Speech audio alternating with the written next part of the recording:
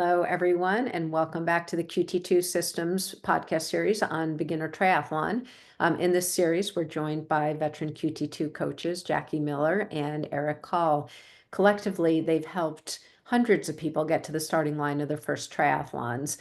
Jackie and Eric are going to share their insights on everything a beginner should know before lining up for their first race. In this 5-part series, we so far have discussed race selection and equipment. This episode number 3, we are focusing on training, which is the bulk of it now. We're ready to start training. And then episode 4 will hit final race prep. And then episode 5 will conclude with race day. So welcome back, Jackie and Eric. Here we are again. Here we are again. All right. So I like combined your names. You're Jarek.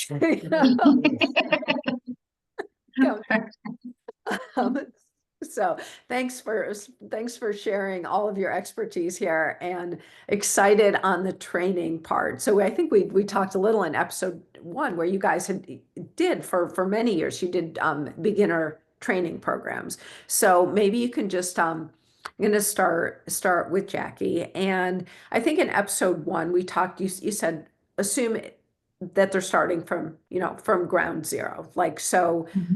12 weeks of training. So first, let's talk about like what a week might look like in terms of the number of sessions and the types of sessions you might want to do.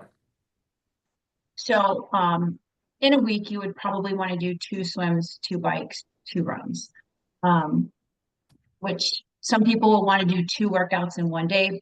You know, you can keep them short, maybe a short swim in the morning and a 30-minute run in the afternoon. And that way it'll allow you to have one complete day of rest, or maybe you want to do something easy on one day and just have a swim, and that's considered your rest day. But definitely you want to have at least one day during the week that's a recovery day, probably 2 if you're just starting off, to where your legs are getting some rest. So maybe it's a swim or a complete day off. So that's what a week would look like.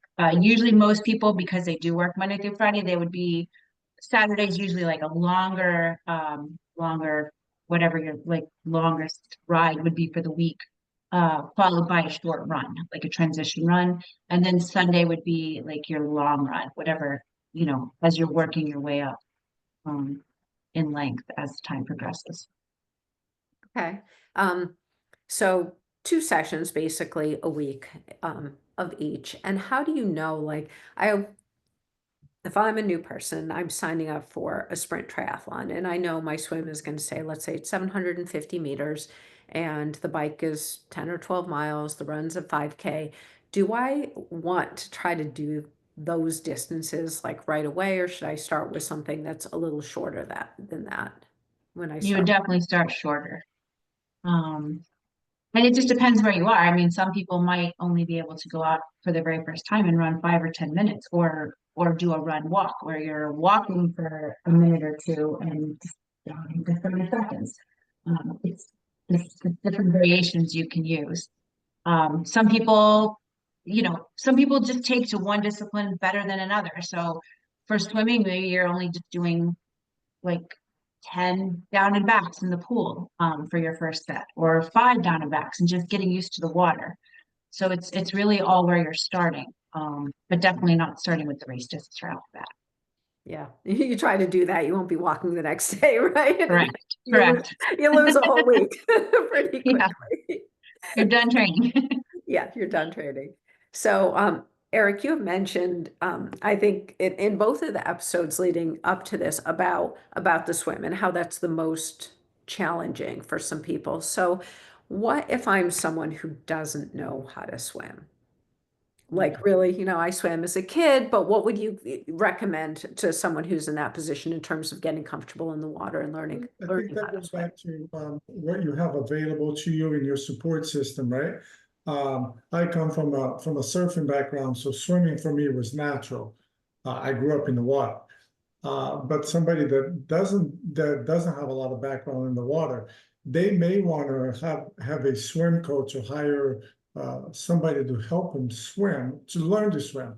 Swim is the of the 3 disciplines, swim is the one that takes the most amount of time to improve your technique.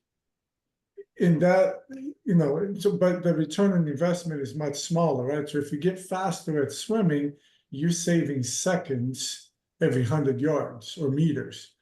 Where on the bike, you're getting minutes faster. Same thing on the run. But it's also the most daunting of the three disciplines is the swim. So it could be a swim for learn how to swim as an adult, especially as an adult, could be very daunting. But I would say look at your local swim facilities or your YMCA or your gym, and see if they do offer an adult swim lesson at first, until they get the basics, and then it's just going to come down to spending time in the water and swimming. And Right. I think we all know swimmer athletes that have been racing for 5 years or 10 years, and they're not the most proficient at swimming, but they've gotten a lot better. So again, it's the slowest return on investment on time of training will be the swim, because it does take a while to get a lot better. Yeah. But it's still, you have to get through the swim to get to the Yes. next, and so just like getting into the water on that first day in the pool, you might swim 10 laps, and Yeah. that's okay, right? And I've said it 100 times, there's no rule that says that you need to swim pretty or that you need to swim the crawl, the front stroke. It's, you could do breaststroke, you can float on your side or on your back if you have to, but you do have to start and finish the swim in order to get to the bike. Right. But hopefully you're within the 8 or 12 weeks of training, you can build enough endurance and improve your technique that you feel comfortable that you could do the distance. Right. Because a lot of times a beginner swimmer, beginner triathlete may not do the full distance swim until race day. Jackie mentioned maybe break it down to out and back 10 times, and then next week we're going to try to do it 12 times, and then 14 times, and hopefully we've done enough that we've done the distance. But again, going back to if it's open water swim, it's completely different because you're not resting on the wall, you're not taking short little breaks, there's no lane lines, you somewhat have to swim straight to get from point A to point B. Yeah. I mean, that adds a lot because, you need to be able Yep. to look up and figure out where you're going. And that, I mean, before you get into the open water, I think it's important to feel like you can swim the distance, Absolutely. and to be able to do that. But in the open water, yeah, there's no wall, but you can do breaststroke, as you said, or side stroke, or go on your back. You can hold on to a kayak, one of the volunteers. You can't move with the kayak, but you can, if you need to, there's opportunities to be able to rest. And that's, I think, important. And if you're wearing a wetsuit, you can't sink. That's another benefit to a Correct. wetsuit, Yes. so it's that is safe, but it's, maybe more than anything, like at the swim, if you're new to it, give yourself some latitude, take your time. Don't worry if you can't swim the distance right away, right? Swim a lap, rest as Yeah, long as you need absolutely. to. You build up every workout, you do a little bit more. Which goes Yeah. back to the topic of what we're talking about, which is training, right? You're not going to start somebody doing the full distance on day one. We gradually, throughout our training plans, we will increase the stress or the resistance or the volume gradually so the body adapts. Mm-hmm. Yep. Okay, so let's talk about the bike a little bit. Jackie, let's go with you on the bike here. So, again, if the race is 12, 10 or 12 miles for a sprint, where do you think someone should start at the beginning of the training program? Well, again, it's just if they're just starting with nothing, just going out for 15 minutes even and getting used to your bike and getting used to the basic things like grabbing your water bottle, putting it back. Obviously, you need to find a safe place to ride in your neighborhood or on roads that have bike lanes where there's not a lot of traffic. Weekdays are going to obviously be a little sketchier to ride outside versus weekends. So yeah, you're just going to start small, and each week you add a little bit more. So if you're doing a 12-week program, maybe you keep adding up a little bit of distance on each week to your long ride. Say if it's Saturday ride, maybe on Saturday you start your first with 20 or 30 minutes, and then the next week add 10 minutes on, and then the third week add another 10 minutes on, and then that fourth week drop it down for recovery week. And just kind of use a pattern like that. With their 3 weeks, you're adding a little bit on to each discipline on the longer workout. And then the fourth week is always a little bit drop down recovery week. Okay. Until you get, I mean, you know, like if your race distance is 10 miles, maybe you want to get to 15 miles for your longest ride, just so you have done the distance and even gone over the distance. And then you know for confidence purposes that you can easily cover that distance on race day. Yeah, I mean, I think if you can bike, like how much time you're going to spend the day racing, I think that's pretty helpful, because that's like a fitness, and you know, like if Yeah. you think it's going to take you an hour and 45 minutes to get through the sprint, and you're able to be on your bike for that amount of time, I think that's it's For the sure. easiest one, I think, to add Yes. volume on. And what about someone who wants to take a spin class or ride on the Peloton? What do you think about that, and how that might work into training? I mean, I feel like if that's the only option, and if it's a weekday and you just can't get outside, it's better than not doing anything at all. But it's just definitely a different feel and a different fit than your own bike that you're going to be racing on. I mean, and just going back to the last episode when we were discussing equipment, you know, there's the bike trainers you can purchase where you just put your bike on the trainer and you can sit inside and do your workout in your house. So, I mean, that might be another purchase option if someone can't get outside to ride much. And again, start with a used trainer that fits into your budget. Yeah, I mean, but it's you see people who do all their training indoors, and Absolutely. I mean, and you can from a fitness standpoint, but being comfortable on your bike, I don't think you can do unless you ride outside. Correct. Because there's wind, there's stopping and unclipping, and there's just elements outside that you're not going to hit on your trainer. Handling skills. Right.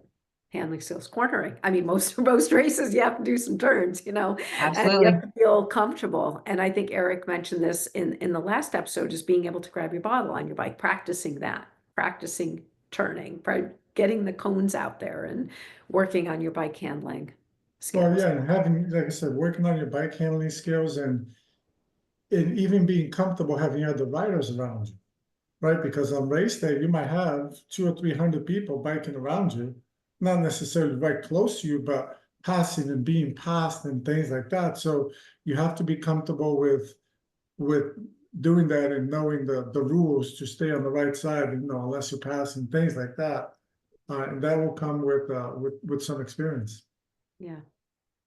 Yeah, and triathletes have a bad reputation for not being very good bike handlers. So work against that. Get comfortable on the bike. So, because it's important, you never know. Like in a race, if someone's going to come out towards you, you want to be able to know how to handle that. They shouldn't, but it happens. You know. Absolutely. Yeah. All right, so let's talk about the run, and I'll come back to you, Eric, on this. In terms of training for the run, I feel like a lot of people come to triathlon because they're broken runners. Like that happens pretty often, right? So maybe that's the easiest sport for some, but not for everyone, you know. Correct. And I think we mentioned many times there's not one formula that's going to work for everybody. So we have to take the individual athlete into consideration. If they come from a running background, great, maybe they'll be running 3 times as much as somebody that it's coming from the couch and never ran, never biked, never swam. So we kind of can play a little bit with that. But the same thing for the run in general. I would say that if they're truly beginners and coming off the couch, as we say, maybe they're going to start with run 5 minutes and then walk a minute, or maybe run 2 minutes and walk a minute, and start with maybe 10 or 15 minutes total. And then, you know, every week we're going to try to add a little bit to it. So by the end of the training block, they feel comfortable that they can do the distance. And again, if you have to walk a little bit, you have to walk. There's no rule that says that you have to run the entire time during the race. Again, you're just trying to get from point A to point B, which is start to finish. So I tend to say that run is probably the easiest to get started, but is also probably the highest one for injury people. So again, is the one you want to slow down and really making sure that the athlete is able to adapt to the distance, versus just go out there and run as hard as you can for as long as you can mentality. Right. And it is also different, even if someone is coming from a running background, there's a difference between running with fresh legs and running off Off the the bike. bike, absolutely. So are there workouts you would recommend that people who are Yeah, newer or who've been doing triathlons for many, many right. years, what they like run workouts that are, Yeah, there's a reason why we call it a brick, right? Is because it does feel like you're running with bricks on your feet. If you just got off the bike and you started running, you're using different muscles, so you got to get the blood flow from one side of the leg to the other. But in general, the easiest workout to do to get used to that is to practice your bike, and then within 5 minutes of being done with the bike, go for a short run. It doesn't have to be 2 miles. It doesn't have to be a mile. It might just be a couple minutes, but just getting used to that feeling on the leg. The feeling never goes away. You just get very comfortable with that feeling, and then within a few minutes after running, your muscles know what's happening, and then you start feeling better. But it's yeah, just practice. Same thing. It's one of our favorite workouts is that where they will go out and they'll do a short bike and a short run, and then they'll repeat. They'll do another short bike and a short run, and you could do that 2 or 3 times in a row if you're keeping the distances short. And that's helping them practice for transition and from one sport to the other. yeah. I think like it's both physically important to do and mentally. Like I know, okay, those first couple minutes on the run are going to feel awful. Often, Know that. But I also know that it's going to get better after that. So yes, mentally, it's like, okay, just get through it and take your time. Like, don't go out like gangbusters right at the beginning of the run. Take your time, work up to pace, let your legs come out, under you, wake up a little bit, and then you'll have a better day out there, knowing it's like, okay, I know what this is all about. It's going to be yeah, okay. Yeah. And exactly. that's practice. No one likes that first. I mean, having raced for 25 years, that first brick run of the season never feels good, No, never does. never does. You just get used to Yeah. And so, uh, Jackie, what do you think? So we've talked about swim, bike, run, which are the necessaries, but then other things that we might add into our week. Strength training. I was What, just about to say that, yes. I mean, I'm a big proponent, and I know you are, and Eric is as well, in incorporating strength training with triathlon training. It not only makes you stronger and faster, it's also an injury preventer. And especially for masters athletes, those over 40, 50, it becomes even more important because our muscles decrease quicker than they're increasing. So it's harder to keep the muscle on, it's harder to build the muscle. So it becomes even more important to keep doing the strength training. And on top of that, you want to add in recovery. So whether it's recovery nutrition, recovery drinks, foam rolling, just resting, just giving your body time to heal, just rest, lay, sleep. Sleep is very important. Massage, body work, things like that. yeah. And the strength training doesn't need, and really often shouldn't be, going to the gym and lifting super heavy isolated weights, right? I mean, you can do a Right. nice functional routine at home, 10 or 15 minutes if you wanted a few days a week. And, Yep. you know, And I mean, and you can even, I mean, just getting too detailed, not to try to get too detailed, but do different types of strength training throughout different phases of your training. So if you're closer to race day, you might not want to do those last couple weeks, not do any strength training, or in the beginning of your training, do the weights, whether it's at home or at a gym, and then taper down to where you're just doing body weight exercises for maintenance. So you can kind of look at it that way too. it's winter and you're not doing triathlon training as much, maybe you do want to go to the gym and lift heavier. And then just taper it down a bit as you get more into the triathlon training.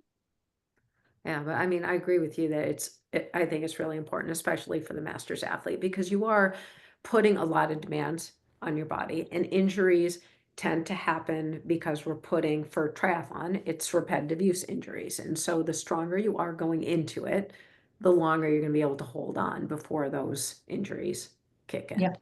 Yep. So it's one of the most important, but it's also one of the first skipped. And so today I'm That's so running. I was true. just on vacation for the last like week and a half, and I did some little strength work in my hotel, but not like anything really. And I was running and I could feel the difference. Like my muscles just weren't fighting. Yeah. I'm like, okay, tomorrow, good strength workout, Well, we lose it so much faster at our age Yeah. too, right? Because it takes longer to get the fitness and then it goes away much quicker as well. So yeah.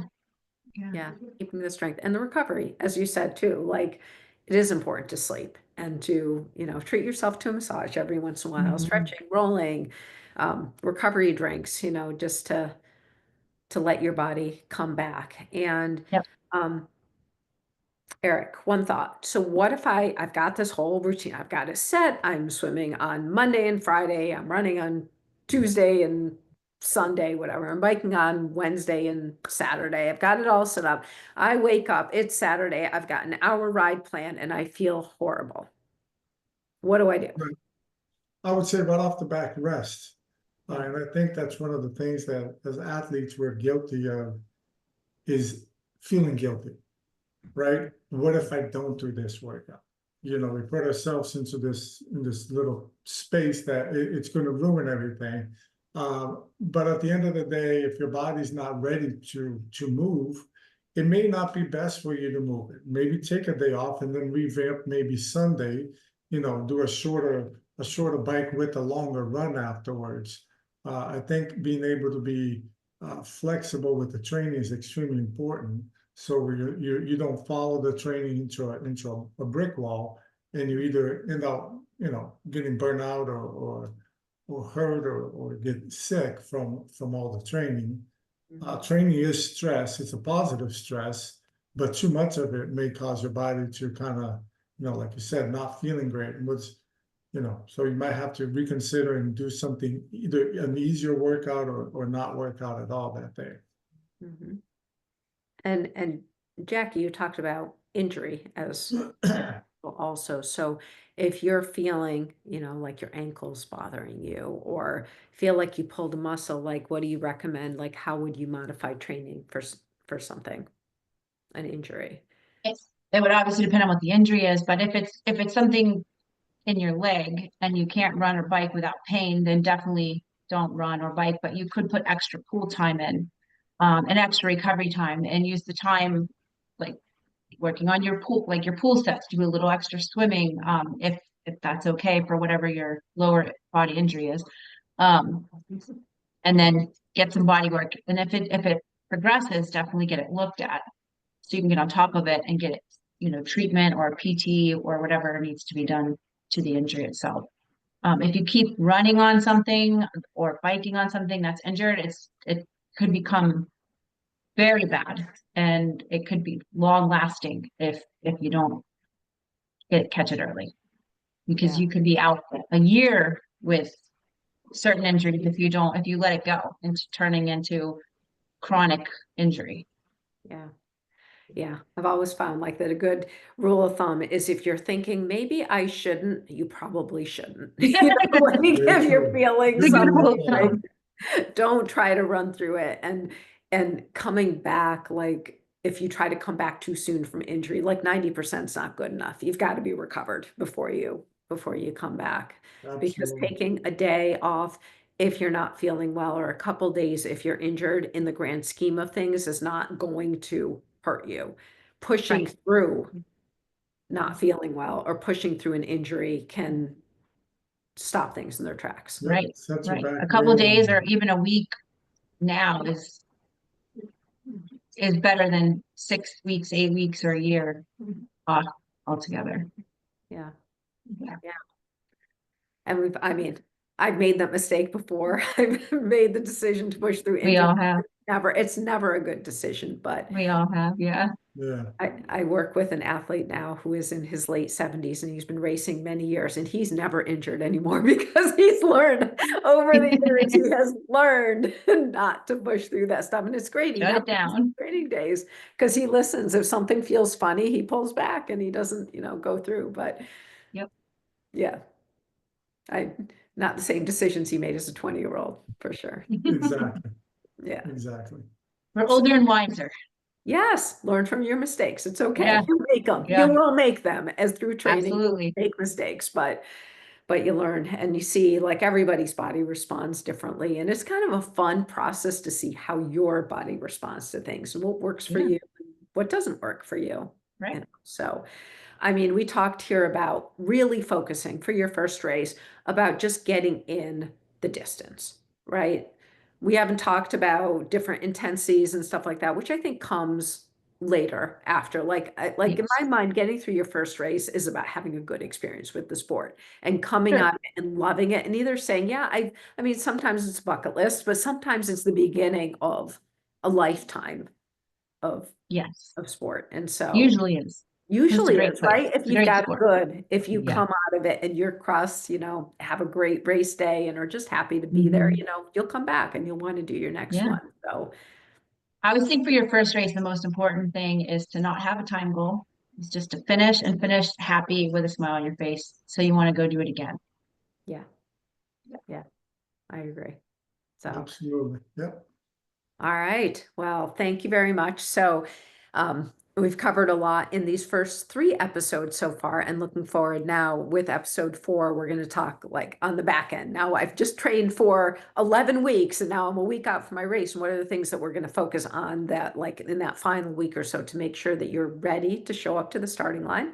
And then with episode 5, we will conclude with actual race day and how you do race with a smile on your face and be happy and excited to sign up for the next one.